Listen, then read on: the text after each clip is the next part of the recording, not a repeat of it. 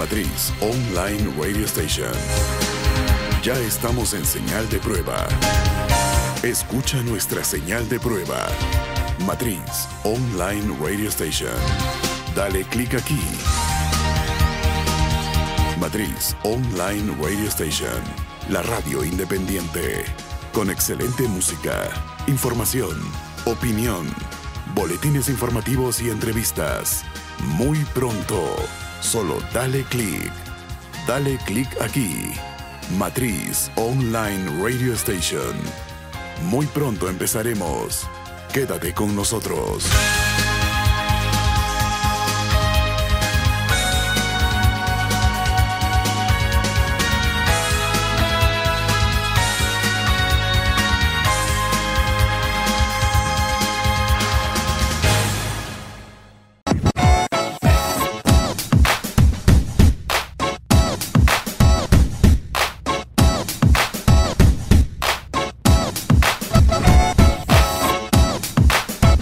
Amigos, ¿cómo estamos? Nos saluda Lucho Quiroz, quien también es conductor de un programa que se llama En Cabina.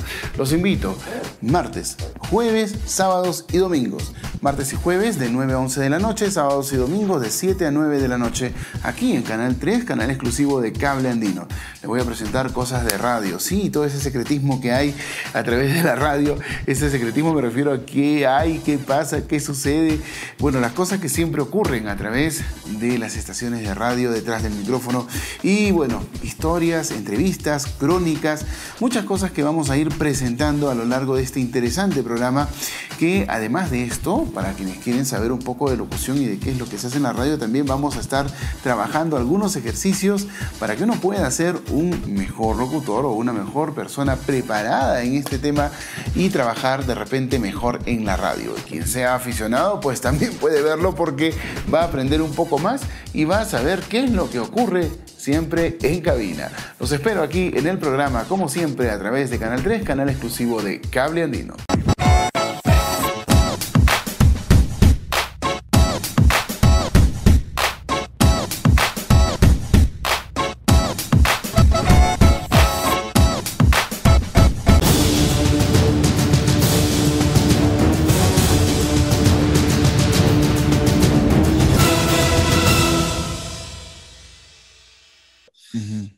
Se le ocurrió jamás ir y agarrar una caja de cigarrillos y fumársela. Digo,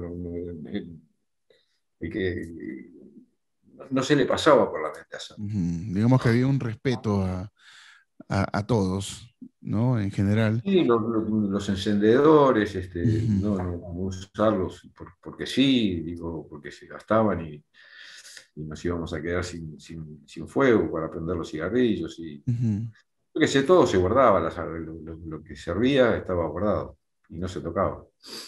Hubo una expedición, no sé si le escuché esto hace tiempo en una entrevista, no hace tanto tiempo, en una entrevista a Carlos Páez, no recuerdo bien si fue él, por eso es que lo recalco, que señaló que una de las expediciones que no regresó en el mismo día hizo cumbre y vieron el paisaje desolador que después Nando y Canesa, Vicintín llegaron a ver, y decidieron no contárselo a nadie.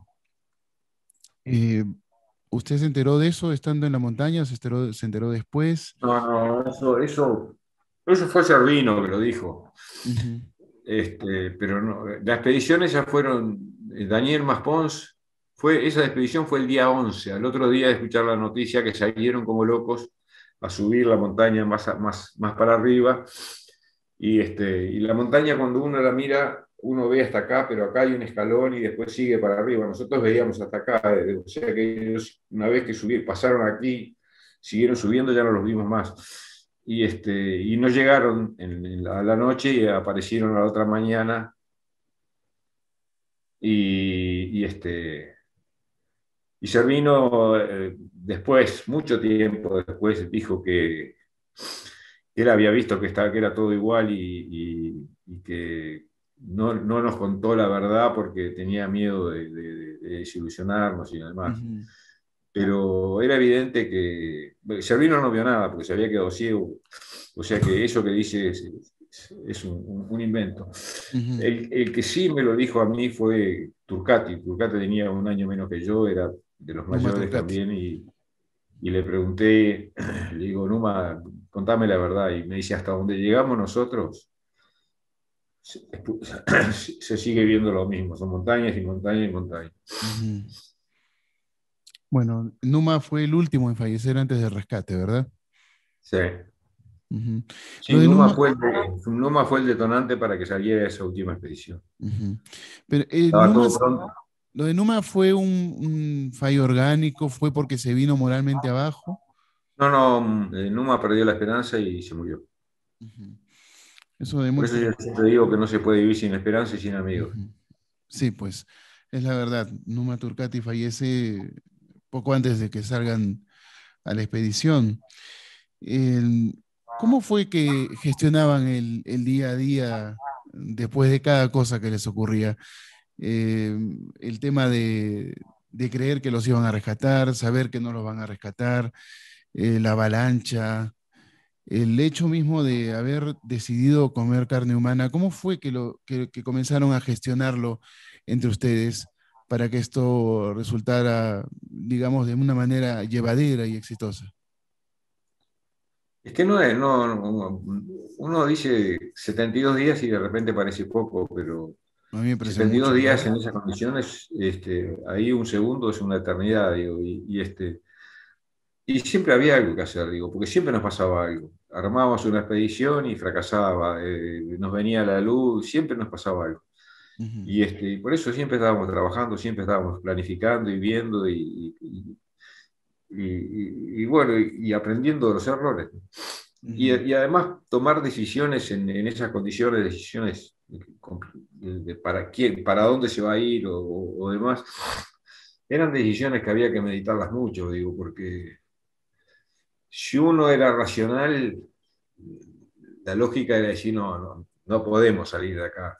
O ujú, sea que algo de irracionalidad teníamos, pero dentro de eso había algo de racional, de ujú. pensar, bueno, nosotros cuando veníamos volando desde Mendoza hacia Malargüe para cruzar la cordillera, fuimos bordeando toda la cordillera del lado argentino y a medida que nos íbamos alejando de Mendoza, cada vez había menos carretera, menos, digo, era puro un desierto. Hasta la ciudad de Malargüe, donde doblamos y ahí nos metemos en la montaña. Claro. Y entonces pensábamos que salir para el lado argentino, pensando en el peor, la hipótesis peor era estamos en el medio de la montaña. Porque al principio estábamos convencidos por lo que había dicho el piloto que habíamos pasado Curicó y habíamos visto que Curicó era una ciudad en la precordillera chilena. O sea que si esa montaña grande que teníamos pensábamos que la pasábamos y del otro lado estaba Chile. Pero pensando en la posibilidad de que estuviéramos en el medio de la montaña, siempre íbamos a ir para el oeste, que era Chile, porque habíamos visto que si salíamos para el lado argentino, la posibilidad de cruzarnos o encontrar gente era muy baja. Ujú. Bueno, pero al final, después supimos, bueno, yo lo leí en el libro primero que había una mina cercana, un hotel también, en fin, uno nunca lo iba a Sí, saber. no, pero eso los montañistas y todos los que fueron ahí Ujú. nos dijeron que la mejor, digo, nosotros para ir para el lado argentino había que cruzar el Atuel, un río Un que río. tiene un caudal brutal con el deshielo, o sea que ya ahí eso nos hubiera frenado. Eso hubiera Y, sido el este, freno. y después el hotel ese que había estaba abandonado. O sea que llegar a ese hotel era lo mismo que estar en el fuselaje, pero más afuera de la cordillera, Cambiando de pero ubicación nada más. no servía para más nada que para pasar la noche. Ujú. La parte espiritual es algo que se menciona mucho en el libro y que también se ve en parte de la película. ¿Es cierto que oraban ustedes todas las noches? Sí, rezábamos el rosario todas las noches. ¿Cuál de sus primos era el agnóstico que no quería? No, los tres primos, digo, el primero fue Adolfo Ujú, y después, pero siempre nos pasaba lo mismo, ¿no? Nos poníamos malos porque había pasado algo y entonces decíamos que barbudo lo que nos está haciendo y no rezar el rosario con los demás era como sentirse desamparado afuera del avión. ujú. Empezábamos a rezar de vuelta. Bueno, En realidad, ese tipo de historias yo las extraje del libro de Pierce Paul Reed. eh, y bueno, la verdad es que quisiera saber en qué momento comienza a sentirse el liderazgo que tanto se resalta en el libro, en la película de Nando Parrado. ¿Cómo es que comienza a No, él a Nando surgir Parrado como... nunca fue líder de nada. Ujú, Eso es porque es una película americana donde tiene que haber un líder, tiene que haber, digo, Nando nunca fue líder. ujú. Ni O sea, siquiera lideró la expedición, nada. En esos tres expedicionarios, el que tenía el más. El- nosotros necesitábamos. Nando tenía que ir sí o sí porque quería salir desde el primer momento.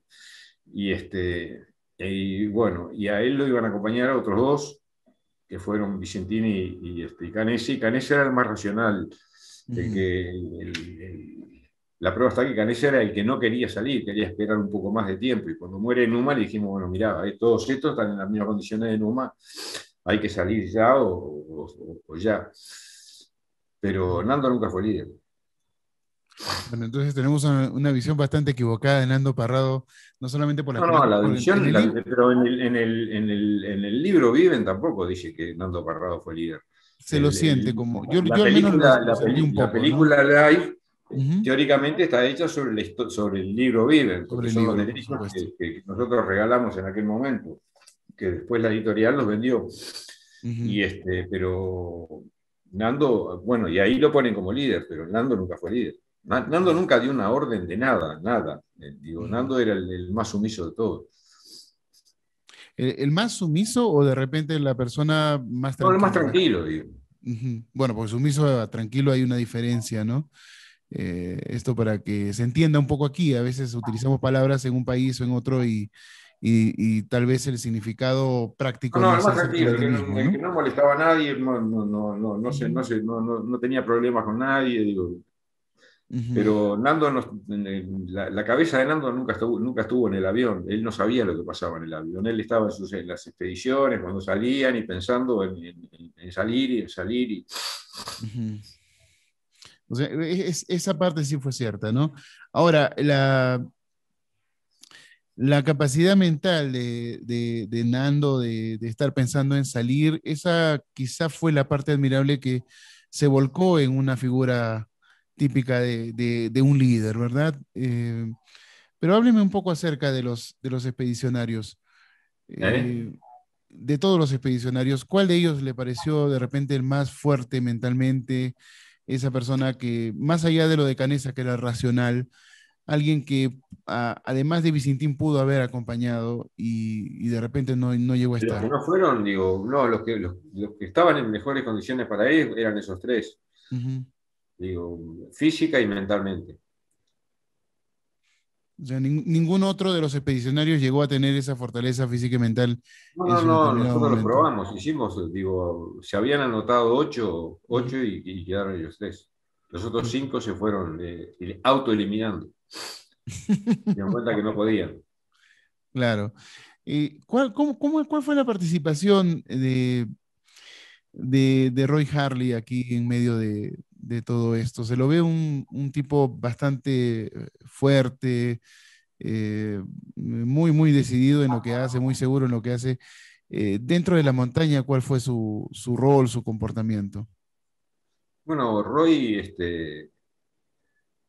era estudiante de ingeniería y cuando aparece la cola, en la cola estaban las baterías y el mecánico del avión que murió en el alud nos decía que si nosotros encontrábamos la cola, ahí estaban las baterías.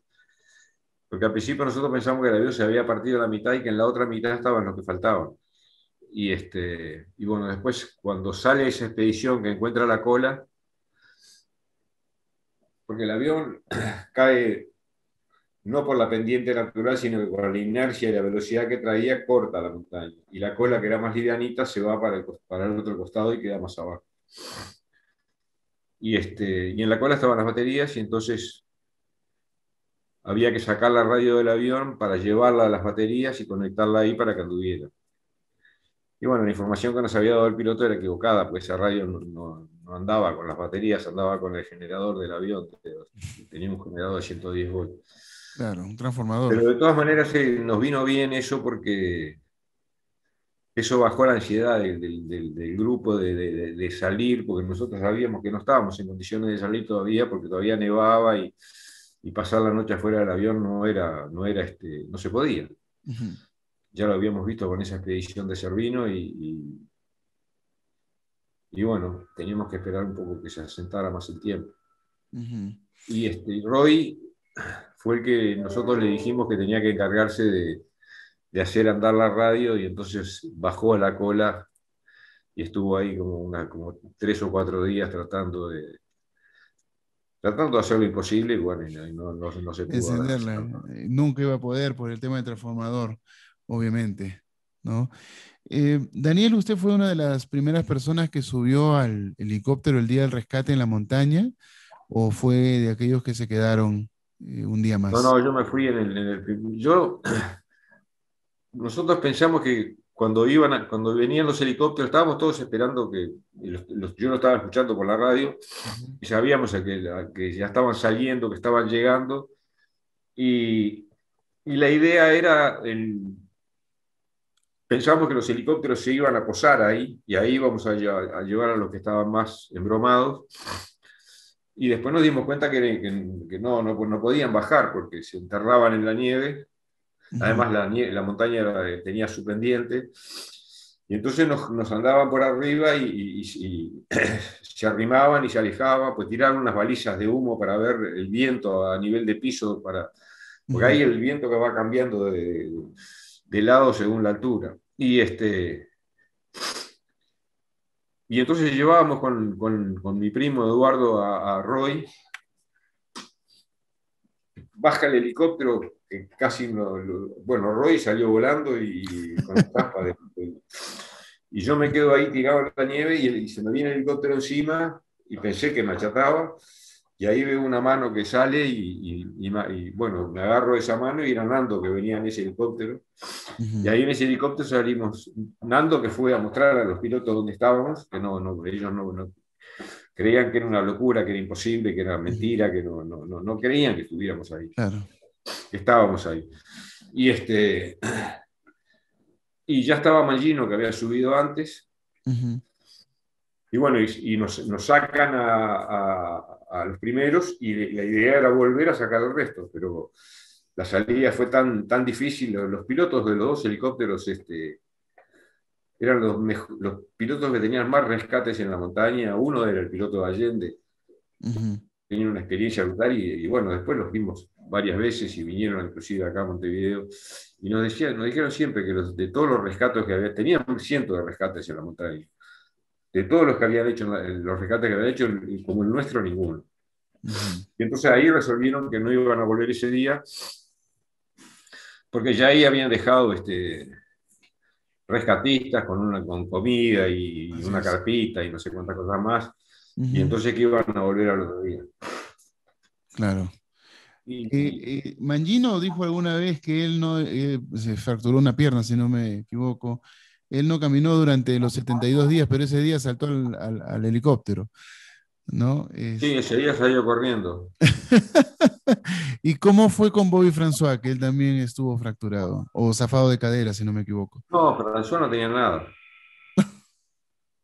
Bueno, el testimonio que le escuché una vez a él fue ese, pero lo de François me llama la atención porque él dijo de que él decidió no hacer nada, no molestar a nadie, pero sin embargo Sí, lo yo siempre, ayudaban. siempre bueno, François es mi esclavo, porque sí, el día de la luz, Ujú. esto es una cosa real pero risueña. El día de la luz estaba descalzo, se había sacado las medias porque seguro estaba, y en el piso del avión el hielo ese se había derretido y era agua. Y entonces tenía los pies adentro del agua esa helada, y los Ujú. dedos los tenía violetas. Y le Wow. dije, gordo, se te van a engangrenar los pies. Y me mira y me dice, ¿y para mierda que me van a servir? Entonces lo agarro y le empiezo a dar masajes en los pies. Y Ujú. ahí me dice, si me lo salvás, te prometo que voy a ser tu esclavo. Y ahí le dije al resto del grupo, bueno, escuchen que François tiene algo para decir. Y bueno, a partir de ese momento tenemos claro. ¿Cómo eran las bromas ahí arriba? ¿De qué se jugaban ustedes? ¿Utilizaban el No, humor no, nos hacíamos mucha negro, irónico? broma. Nos hacíamos, había un humor negro, Ujú, pero sí, nos reímos bastante. Los ujú, temas que se trataban, bueno, aunque parezca mentira, el, el tema comida, cocinas, lugar donde se comía bien en Montevideo, eso digo, era uno de los temas principales que tratábamos en todo el grupo. Ahora después habían diferentes grupos que hablaban de diferentes temas, ujú, pero en general el humor siempre estuvo, siempre había algo que nos hacía reír. ujú. Bueno, se supone que Carlitos Páez era el más gracioso de todos, ¿no? El más bromista. ¿Hasta dónde llegó la influencia de Carlitos Páez para ayudar al grupo a salir adelante o a mantener el estado de ánimo? No, yo no. Yo creo que cada uno cumplía su función. Digo, la de Carlitos tampoco era, no era el gracioso que comentan por ahí, como en la película también lo ponen. Carlitos era uno más normal. Ujú, Además, Carlitos tenía 18 años, era un chiquilín, digo, no era lo que realmente se dice. Carlitos se amoldó muy bien al grupo y bueno, colaboraba mucho con nosotros, con los primos. ujú. ¿Cuál fue la misión más difícil? ¿Hacer agua? ¿Masticar la nieve de repente? Bueno, eso Eh, fue, digo, el gran error por no conocer. Digo, al principio, a esa altura, el clima, el ambiente es muy seco y entonces la sensación de sed la tuvimos siempre. ujú, Y teníamos la nieve ahí y empezamos a comer nieve y se nos quemaron todos los labios. Y ahí nos dimos cuenta que había que derretir esa nieve y transformarla en agua. ujú, Que usamos las chapas de los respaldos de los asientos. Poníamos la nieve arriba y abajo una botella. Y ahí salía una gotita y se iba llenando la botella. lentamente, por horas. Y bueno, ahí había un grupo que se dedicaba exclusivamente a hacer agua. Ujú. Ahora, cuénteme una cosa, Rosina Strauch es su tía, ¿verdad? Sí. Ella creyó mucho en la Virgen de Garabandal. Si, si usted pudiera contarnos un poco acerca de esa historia. Ah, yo la verdad es que mis dos tías, Sara y Rosina, la madre de Adolfo y de Eduardo, eran porque ya murieron las dos, digo, muy, muy, muy católicas, practicantes, este, y le rezaban a la Virgen para que se cumpliera el milagro, a esa Virgen de Garabandal que no, los tres primos pensamos siempre que eso no fue un milagro y bueno, ellas están convencidas murieron convencidas de que la Virgen de Garabandal nos había sacado a la montaña. Ujú. Pero ese es el pensamiento de ella. Javier Metón también pensó que era un milagro, Bueno, son pero pensamientos diferentes, ¿no? Obviamente cada quien Pero toma las no hay, cosas. no, si hubiera sido un milagro hubiera sido que nos caemos y se abre el cielo y nos sacan a todos, digo, porque Ujú, digo, ¿por qué íbamos a estar 72 días con todos los que sufrieron y murieron después? Al principio éramos 29 que estábamos vivos claro. y salimos 16. O sea que si hubiera sido un milagro, hubiera sido que nos salváramos los 29. Pero No sé, me queda la reflexión un poco de que tal vez el milagro se tiene que tomar con cuidado por las familias de quienes ya no estuvieron después, pero también el hecho de resistir tanto tiempo y albergar algo importante que después ustedes le han transmitido al mundo, creo que no, por allí yo tal vez radica un poco reconozco. el milagro, ¿no? Conozco que la fe es importantísima. Digo, la Ujú, fe es la que genera la esperanza. Si uno pierde la fe, pierde la esperanza. Y sin esperanza no se puede vivir.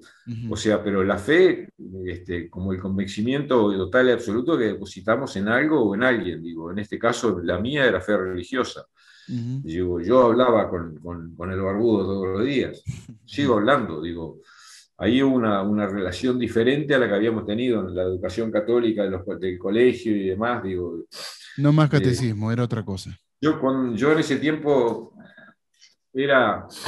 estaba dando clases en la Escuela Agrícola Jackson, una escuela de los padres salesianos que hacían una carrera de técnico rural, y Ujú. yo les daba toda la parte de producción animal. Y el director de la escuela un día me pregunta: Daniel, ¿cuánto hace que no te confesás? Y yo le digo: uff, años. Digo, porque ya en ese tiempo yo ya estaba casado. Y, y me dice: ¿no querés que te confiese? Y le dije: ¿para qué voy a hablar contigo si yo tengo línea directa con mi jefe? Y se mató de risa y me dijo: bueno, en el fondo tenés razón. Ujú. Pero ¿cómo se lo encuentra a Dios en la montaña? O sea, ¿de qué forma es? ¿Eh? ¿De qué forma lo encuentra Dios en la montaña? Bueno, nosotros logramos un grado, digo, porque hablábamos con Dios Ujú. y al final lo veíamos ahí.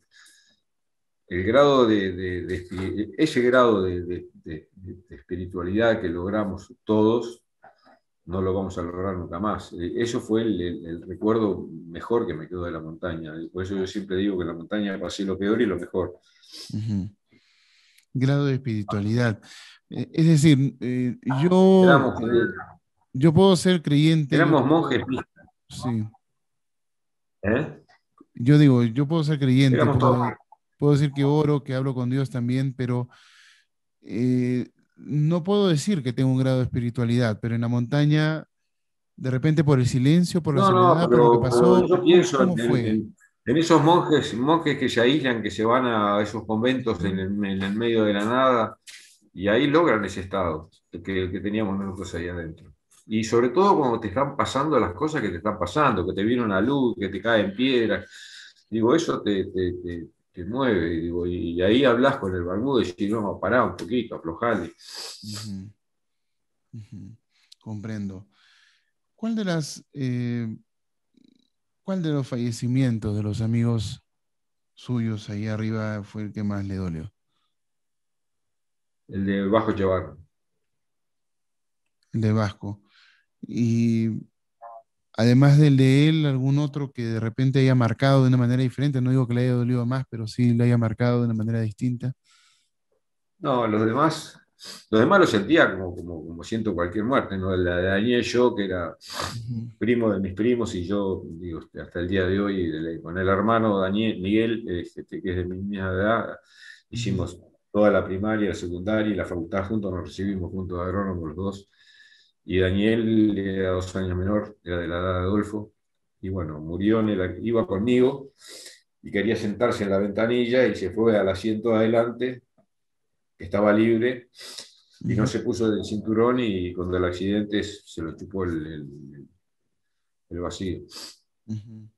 Hubo algo que cuando yo leí por primera vez el libro me pareció extraño. Después con el tiempo pensé, de repente no llegó a liderar porque no era parte del equipo o nunca jugó rugby con ustedes, pero era el mayor de todos. Me pregunto por qué Javier Metol, con la experiencia de vida que pudo haber tenido No, hasta ese momento, no. Javier Metol sufrió mucho con la altura y después en el alud con la muerte de la mujer. Javier Metol era un cero a la izquierda. Mm. Estaba muy mal espiritualmente. O sea, estaba venido a menos, estaba deprimido. Se reía con nosotros y demás, y a veces nos hacía bromas porque tenía un humor muy especial, pero no estaba ni cerca en condiciones de tomar ninguna decisión. Ujú. Tuvo mal de altura todo el periodo ese, que se Wow. agravó con la muerte de la señora. Ujú. De su esposa, por supuesto. Pero Javier Metol fue una persona que después de haber pasado todo lo que pasaron ustedes en la montaña, también le tocó vivir cosas bastante duras y difíciles en cuanto a su salud también. ¿A quién? ¿A mí? No, me refiero a Javier Metol. Javier Ah, Metol. Javier Metal tiene una vida bárbara, así, Ujú, tuvo accidentes. Después de la montaña bueno, él tuvo un accidente en Cuba que perdió un ojo, después perdió un oído en otro golpe.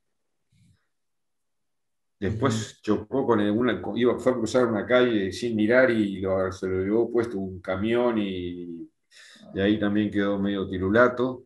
Y Ujú. después ya cuando habíamos vuelto a la cordillera, como 10 o 15 años después, en un casamiento, Ujú. estaba charlando y había una piscina y él dio un paso para atrás y la piscina estaba sin agua y se cayó de espaldas Wow. y se pegó un porrazo y dijimos, bueno, está, se acabó Javier y levantó la cabecita y siguió. Bueno, lástima que se haya ido, ¿no? Ahora, solo No, honrar su teníamos la suerte memoria, por Javier. por supuesto. Daniel, ¿cuántas veces regresó a la montaña después de Bueno, ninguna? Porque varios de sus compañeros sí regresaron, incluso uno de sus primos, si no me y equivoco. yo organicé con Harley la expedición del año 95 sabiendo que no iba a ir. No, yo no voy a volver nunca a la montaña. Ujú. Yo me quedé, eso es lo que estaba comentando recién. Yo ahí en la montaña tuve pasé ese momento espiritual brutal y lo otro. Y pienso que si ahora voy a la montaña, es lo mismo que ir a ver un cementerio donde están mis amigos enterrados Ujú. y prefiero eso ya. Hay cosas que se Digo, viven el una sola estado vez en ese la no lo vida. voy a volver a tener y me quiero quedar con ese recuerdo. Ujú. Comprendo, o sea, es como que hay cosas que una vez nada más se viven en la vida. ¿Cuántos de ustedes no han subido a la montaña otra vez?